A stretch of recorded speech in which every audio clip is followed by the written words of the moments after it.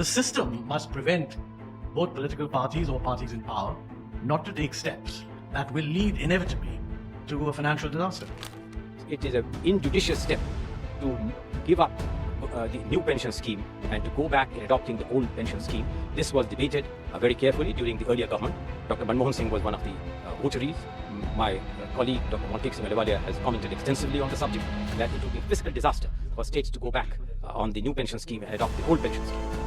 In a bonanza to 23 lakh central government employees, the Union Cabinet chaired by Prime Minister Narendra Modi on Saturday approved the Unified Pension Scheme (UPS), which assures guaranteed pension. प्रधानमंत्री श्री नरेंद्र मोदी जी की अध्यक्षता में union cabinet ने unified pension scheme को approve किया है, इसको अनुमोदित किया है और ये स्कीम अभी आने वाले समय में लागू होगी। I'm not going to discuss again about old pension scheme and the national pension scheme right now, as I have already made a video on this topic.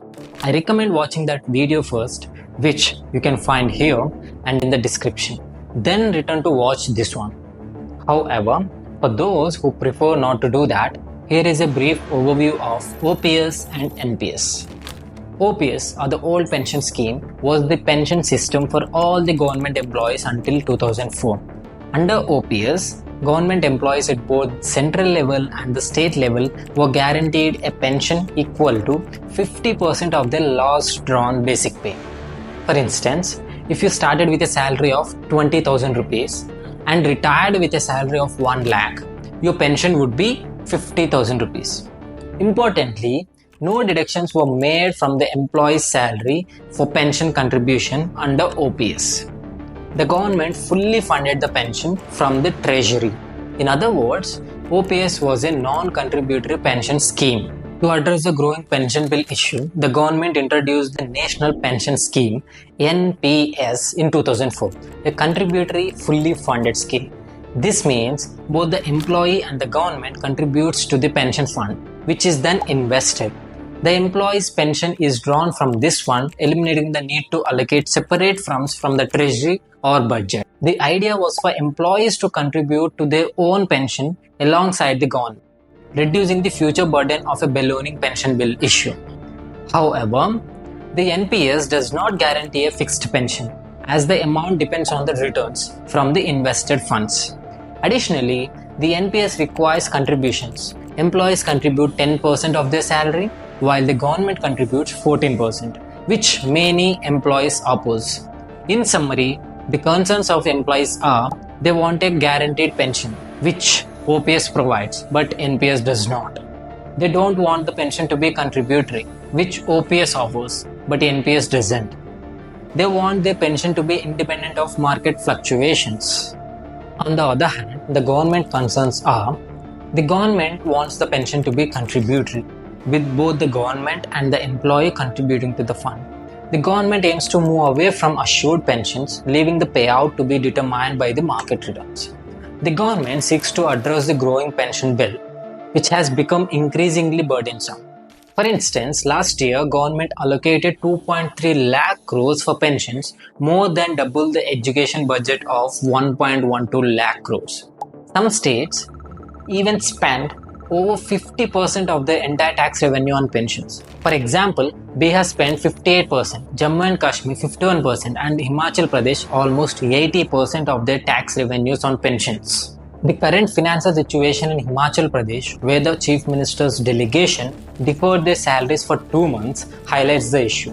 While there are other contributing factors, the decision to revert to OPS was a significant one, made before the assembly elections to appease a small group of government employees, potentially at the expense of the broader poor population in the state. To address these concerns around pension schemes, the Union Ministry of Finance in 2023 set up a committee under Finance Secretary T.V. Somanathan to review the pension schemes for government employees and suggest changes, particularly within the framework of the NPS. The pension issue has also become a political one, with many opposition parties promising to return to OPS without fully considering the consequences.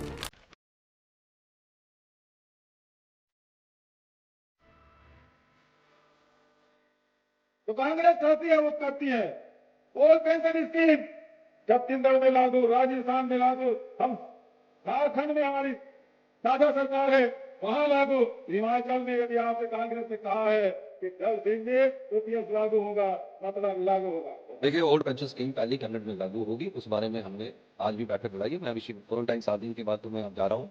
हम अपने कर्मचारियों को, अधिकारियों को, जिसने हिमाचल प्रदेश में विकास की गाथा लिखी है, ओल्ड पेंशन स्कीम देने जा रहे हैं।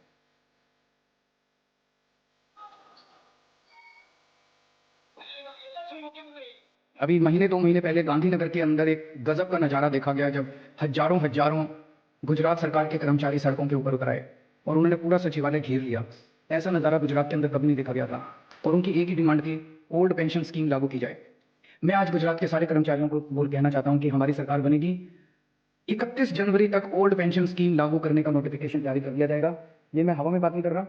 पंजाब के अंदर ओल्ड पेंशन स्कीम जारी करने का नोटिफिकेशन जारी हो गया। ओल्ड पेंशन स्कीम दोबारा लागू कर दी गई है पंजाब के अंदर, हमारी सरकार बन गई और ये नोटिफिकेशन जारी हो गया पंजाब के अंदर।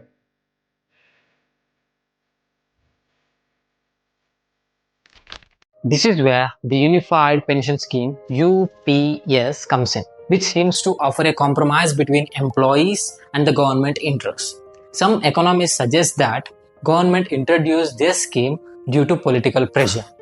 Regardless, let's dive into what the UPS is and how it differs from OPS and NPS.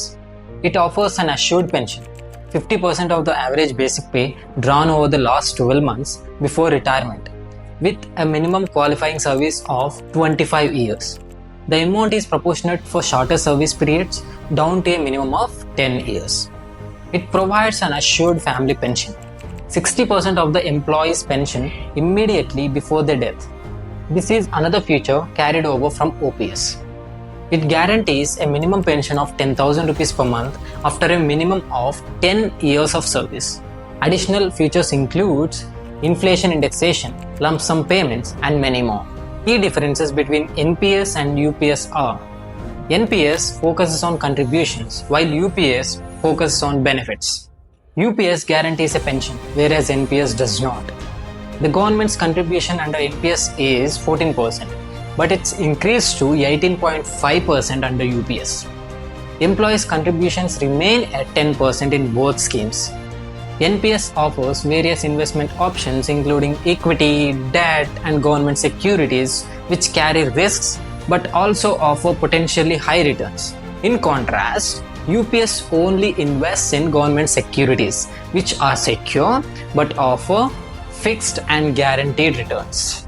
In essence, UPS blends the best of OPS and NPS by offering an assured pension of 50% of lost on salary, inflation indexation, and an increased government contribution while maintaining the employee contribution at 10%. This approach favors employees as the government still shoulders the bulk of pension burden, while employees contribute just 10% of their salary. Consider it as setting aside 10% of your salary to fund your own pension. What's the issue with that? If you still want to revert to OPS, it's a significant demand that comes at the cost of future generations. As I have emphasized before, the rising pension costs have been a concern for years. Finally, it's important to understand that the responsibility doesn't lie solely with politicians. It's also on us to be aware about all these issues and how policies with limited coverage can impact us and our future generations. Stay informed and help others to do the same. That's all I have for this video. It takes a lot of effort to create these videos, and as you all know, I don't create something nonsense. Whatever I create, I ensure it's valuable for all of us. So if you found the content useful, please share it, give it a thumbs up, and subscribe to my channel for more such informative videos. Your support motivates me to work even harder. Thank you for watching, and I'll see you in the next video, which I promise will be more informative. Take care.